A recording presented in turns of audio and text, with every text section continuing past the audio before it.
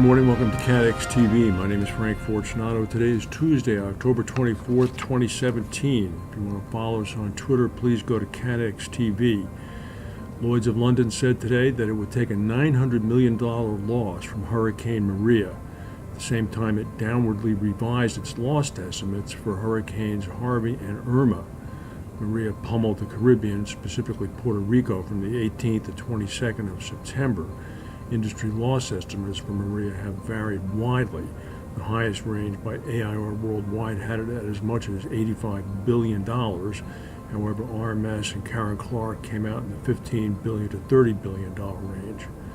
Lloyd's revised its Harvey and Irma loss figure, saying that their estimates for claims had fallen by $600 million down to a net of $3.9 billion.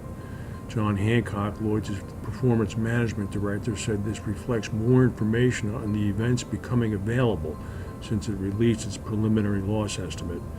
He also said that on October 13th, last week, he said that Lloyd's has already paid out $738 million in claims from the 3 hurricanes and from the 2 Mexican earthquakes.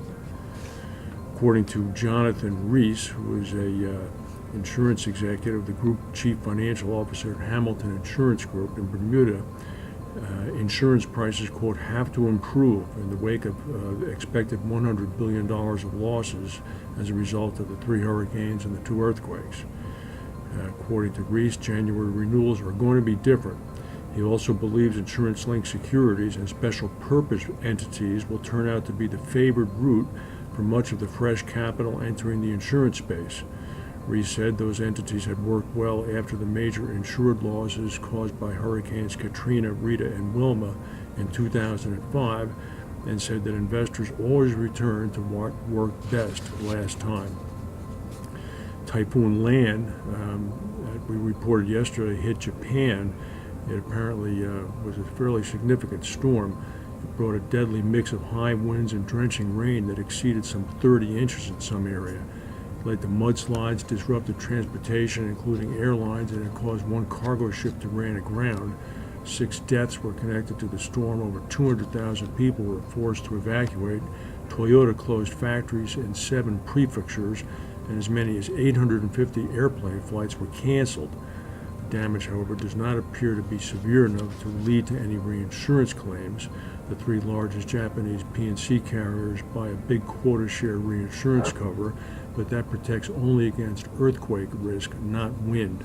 So these wind losses, to the extent that there are any, will be sustained by the Japanese casualty and property industry itself. There was a fairly big meteorological storm, some sort of an event, possibly a tornado in the Carolinas yesterday afternoon. Severe thunderstorms and a possible tornado that caused the flipping of small airplanes, tractor trailers, and broke storefront windows, including pushing 1 house off its foundation, left 98,000 homes and businesses without power. Duke Energy also reported that it had some 87,000 customers without power.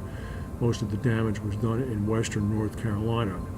In South Carolina, there was apparently a tornado which flipped tractor trailers and caused about 20 accidents. A JetBlue flight from Boston Logan Airport to Las Vegas had to divert to JFK Airport in New York City yesterday evening after a bird strike. Shortly after takeoff from Boston, one of the engines on the twin-engine Boeing Airbus 320 was struck by birds.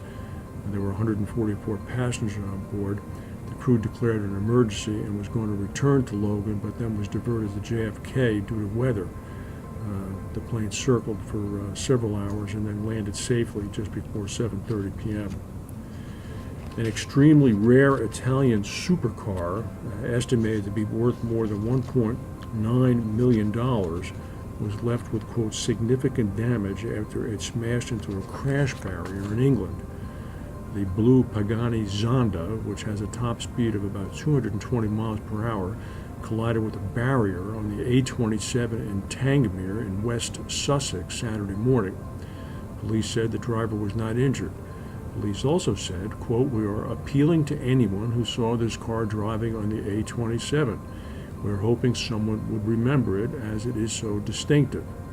It It's thought that the Italian-made vehicle was traveling in a convoy of sports cars shortly after 7:30 a.m. local time on Saturday. It's a little suspicious. We don't know what the driver said or whether other members of the convoy had any information to report. That's the news for today. If we have any breaking news, we'll come back and tell you. Thank you for watching, and we'll see you tomorrow.